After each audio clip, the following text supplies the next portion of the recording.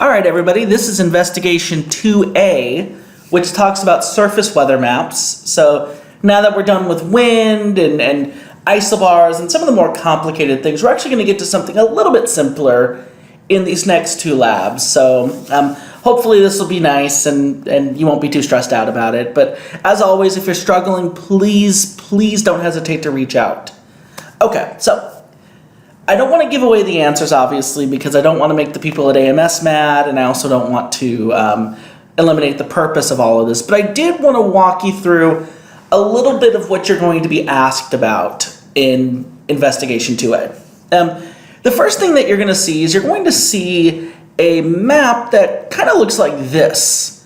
And I'll talk about it in a second, but one of the first questions they ask you is, what happens to pressure as you approach something or as you leave something? And so I drew this simple little diagram just to explain what actually happens. So when you think of a low pressure system or a high pressure system, there's actually a particular point, a center, where the pressure is lowest in the case of a low pressure or highest in the case of a high pressure. And what happens is, as you are approaching that center, the pressure is either decreasing as you're approaching the center of a low or increasing as you're approaching the center of a high. So I'll just stick with the low pressure right now, and then I'll talk about the high pressure in a minute. So as you approach the center of a low pressure system, as you approach that low pressure system, your pressure is going to be declining. And the reason why is because you are approaching the lowest point, the lowest pressure point in this low pressure system. And then once you, let's say if you start at that low pressure center and you begin to travel away in any horizontal direction, so north, south, east, west, in any direction, as you are leaving the center of a low pressure system, you are now leaving the lowest pressure. So your pressure should be increasing in this case. And the opposite is true for high pressure. So in the case of a high pressure system, that high actually is the highest pressure point. And as you approach that highest pressure point, your pressure should be increasing. And then once you reach the highest pressure point, as you begin to leave it, pressure should be decreasing.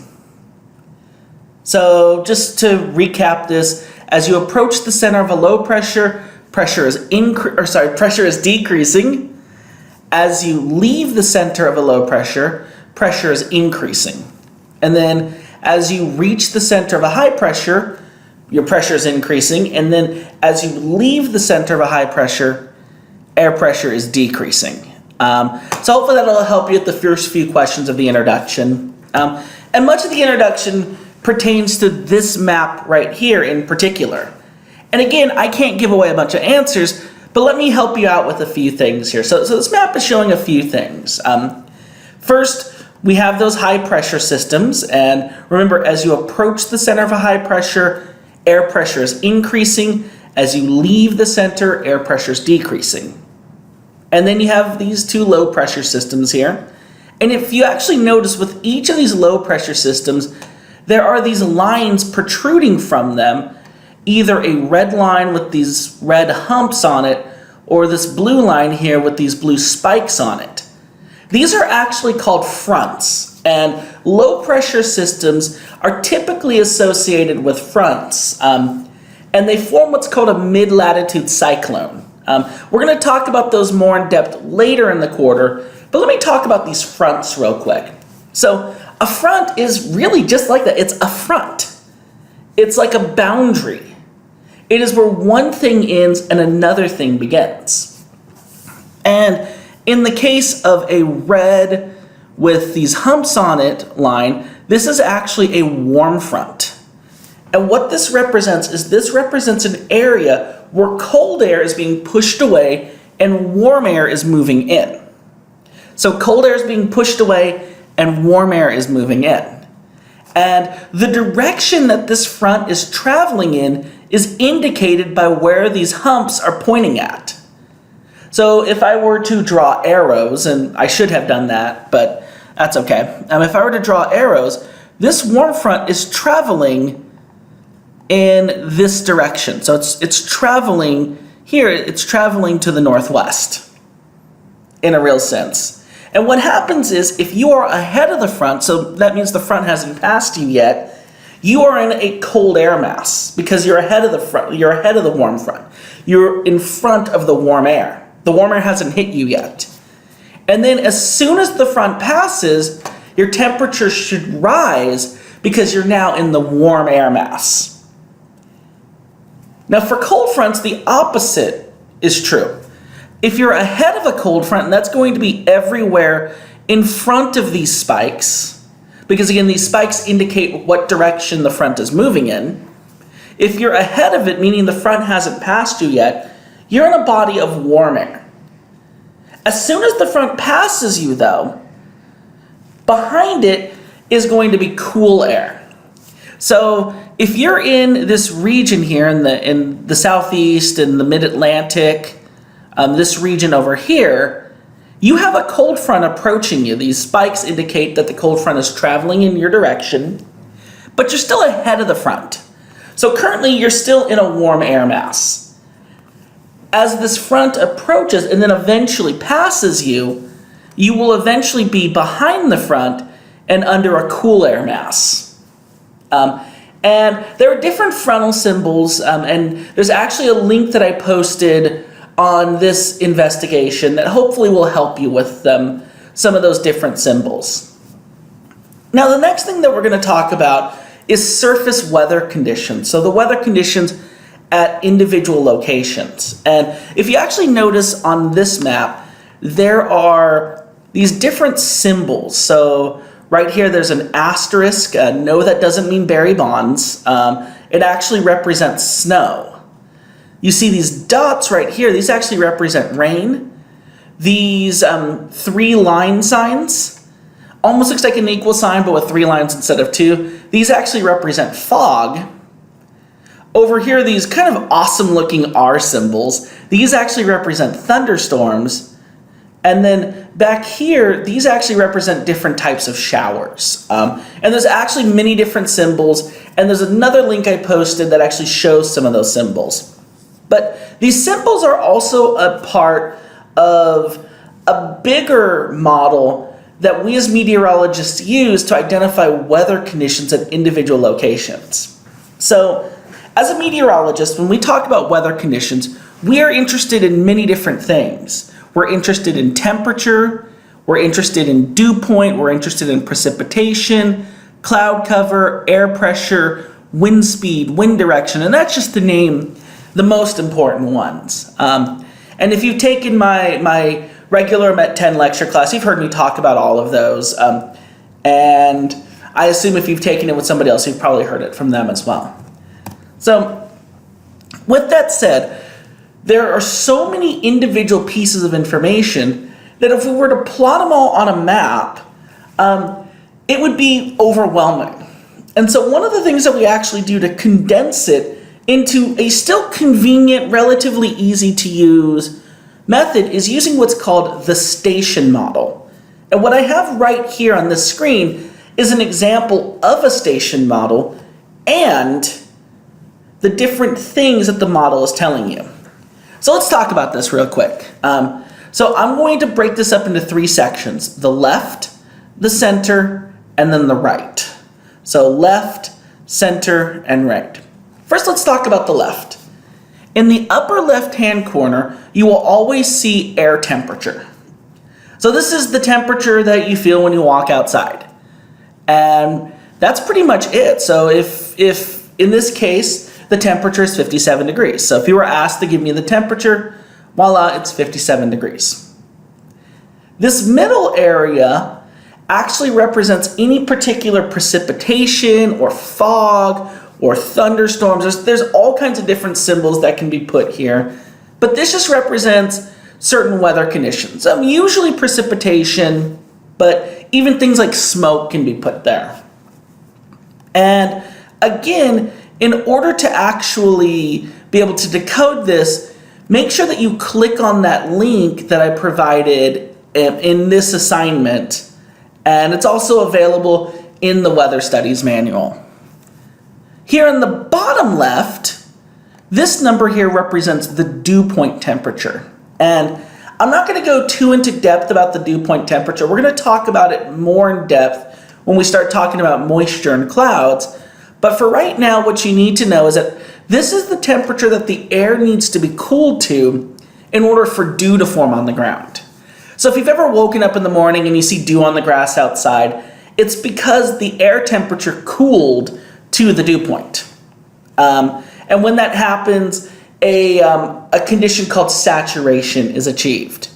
Again, a little beyond the scope of what we're talking about today, but just know, lower left-hand corner, dew point. All right, now let me talk about this center. So in this center, you see a circle with some kind of filling in it. This one's completely full. And then sticking out of the circle is a pole with these feathers on the edge of it. So let me break this down. First off, the center circle is actually where the station is located. And in the center is some kind of shading representing sky cover. And there's many different sky covers. So there's cloudy, partly cloudy, mostly cloudy. And again, the key, the legend that I posted a link to will actually give you a breakdown of each of those individual cloud covers. The next thing I want to point out here are this pole and then these feathers at the edge of it. So think of this like a flagpole. So here's the flagpole, and then these are the flags on the edge of it. So the first thing we want to talk about is where the flagpole is pointing. And this tells us the wind direction. Now in meteorology, when talking about wind direction, we actually are talking about where the wind is coming from. Not where the wind is blowing towards, but rather where the wind is coming from. And the reason why we do that is because wind brings things with it. Wind blows rain in with it, wind blows clouds in with it, wind blows hot air with it or cold air with it. So we want to know where the wind is coming from because we want to know what is it bringing with it. So for example, last quarter, before I recorded this video, there was a fire in Butte County, and the winds that we experienced here in the Bay Area were blowing from Butte County, and hence we got all that smoke. And the way that this whole direction thing works is just like any map in this class. So I've told you before, north is on the top, south is on the bottom, west is on the left, and east is on the right. And that is true in all cases. So this works just like a compass. In this case, the flagpole is pointing up and to the left. It's pointing more up than to the left. And this is what we would call north because it's pointing up, and west because it's pointing to the left. And since this one's actually pointing way more up, it's actually almost closer to north than west, we would call this north-northwest. If it was pointing more at, let me use an arrow here, if it was pointing more like this, that would be northwest, or like this would be west-northwest. And you'll encounter a few of these throughout this investigation. All right, I'm going to delete that now. Let's see here. I'll erase all link on slide. Good. Okay. So the next thing I want to talk about are these feathers at the edge. So these are the flags at the edge of the flagpole. And you notice that there are two different flags here. One is longer than the other. So here's what these represent. These tell us how fast the wind is blowing. And you can indicate how fast the wind is blowing by looking at how many flags are there and how long they're pointing out. So whenever you see one that is extended all the way out, like fully out, this longer one, this is what's called a full barb. And this actually represents 10 nautical miles. 10, I'm going to put KTS here, so 10 nautical miles. Meanwhile, this shorter one represents 5 nautical miles per hour. And then adding them up, 10 plus 5, the wind speed here is 15. So 10 plus 5 is 15. Now in some cases, the wind speed may only be 5. And how can you tell a half feather from a full feather? Well, in the case of just a 5-mile-an-hour wind, you'll see that half feather, but it won't be all the way at the end of the pole. It'll be a little inside from the end of the pole. So for example, if the wind here was just 5, we would actually completely erase this. Sorry for my terrible drawing skills. And we would just see what looks like that right there. So if the squiggles kind of confuse you, put your thumb over the long pole, and you would just see something that looks like this. You would see just a half tick a little away from the edge of the flagpole. All right, the last thing I'm going to talk about here, and this is the most difficult one, is sea level pressure. And let me erase this again. And sea level pressure actually deals with what is the sea level pressure at your location. Most locations aren't at sea level, and so in order for us to accurately determine the presence of high pressure and low pressure systems, we calibrate all locations to sea level. And what you notice here is there's a 3-digit number. But if you actually remember from investigation 1, most sea level pressures are usually around 1,000, 1,015 millibars. Some can be below 1,000. And so how do we convert this to an actual sea level pressure? Well, the way that we do that depends on how large the number is. If the number is less than 500, so less than 500, as is this case, if it's less than 500, what we are going to do is we are actually going to stick a 10 in front of it. Now, before I continue on, let me just really stress here. When I say stick a 10 in front of it, I don't mean add a 10. Because when people hear add a 10, they think plus 10. So I strongly recommend don't say add a 10, just because that could confuse you, and then people start plus 10ing and it ends up being a whole mess.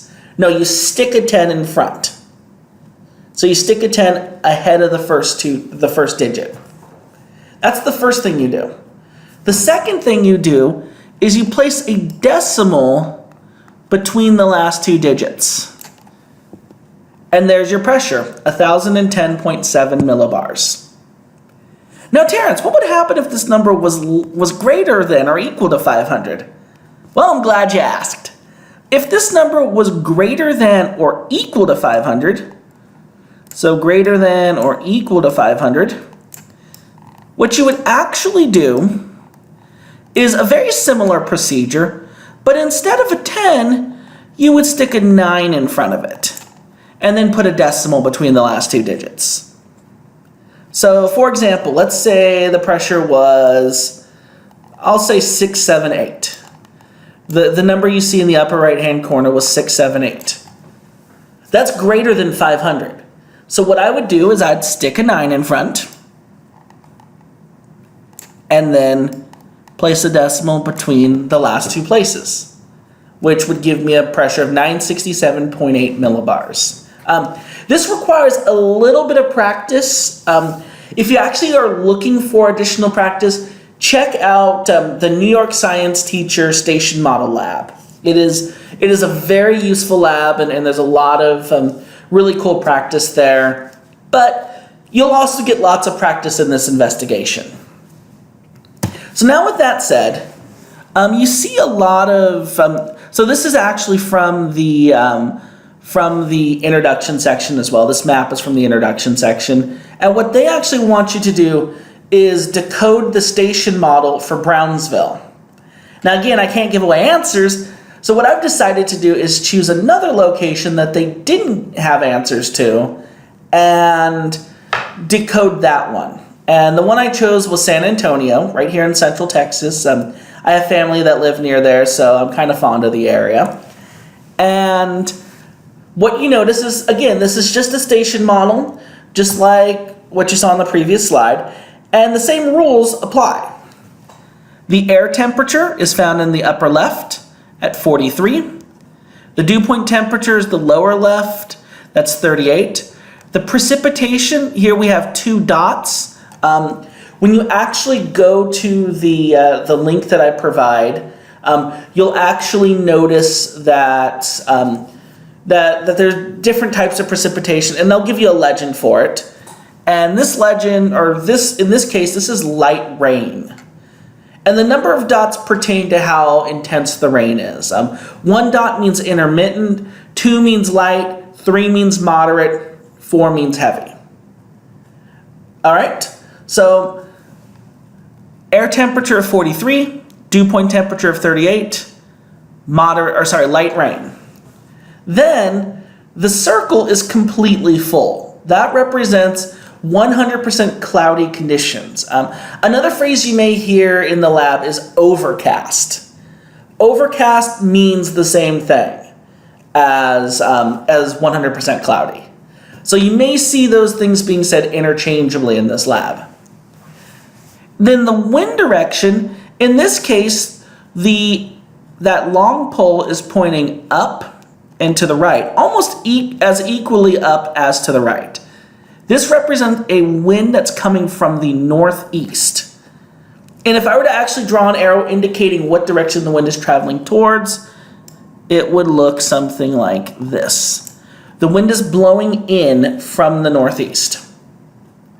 And then finally, here on this edge, and sometimes these weather maps aren't perfectly clean. They're not what I would call textbook weather maps, at least in terms of like school and classes and stuff like that. These are like real world, like hard-hitting weather maps, which is awesome in my opinion, because you're meteorologists now for the next 8 weeks. And you see a little overlap here. These feathers actually overlap with the pressure number. And so it might be a little hard to read. If you're ever stuck on one of these and confused, you can always email me to ask. But usually the textbook will also say, in this case, we have a long feather and a short feather. And a long feather represents 10 knots, a short feather represents 5. We add them together, that's 15. And then finally, the last thing, this 269 here in the upper right, that represents air pressure. And we know that 269 is less than 500. So we stick a 10 in front of it, and then we put a decimal between the last 2 places. So in the application section, you're going to see another weather map and a larger one. And the only thing I want to talk about here is you're going to be asked to give the overall flow of the wind down here near Louisiana and Texas. And I don't want to give away too much, but there actually is the remnants of a hurricane down here. And what I wanted to do is just quickly say, if you wanted to determine where the wind is blowing towards, so where the wind is blowing towards, it is blowing in the exact opposite direction of these feathers. So for example, this location here, this is near Dallas. If you wanted to see what direction the wind was blowing towards, you would draw an arrow pointing in the opposite direction as the pole. And this gives you what direction the wind is blowing towards. Now, if we were to actually do this for a bunch of locations, which I wouldn't expect you to do, and the textbook doesn't expect you to do, it would look something like this. This is the overall flow that we see, at this location. And if you notice, it kind of looks like it's spiraling in a way, and I'm not going to give away exactly what the answer is, but it's either clockwise or counterclockwise, and it's either spiraling out or in. But that's it for this investigation. Please let me know if you have any questions. Hopefully this was helpful, and good luck on this exercise. There's a lot more questions on this particular investigation, but they're a lot easier than a lot of the stuff from Investigation 1, especially 1A. All right, so let me know if you have any questions.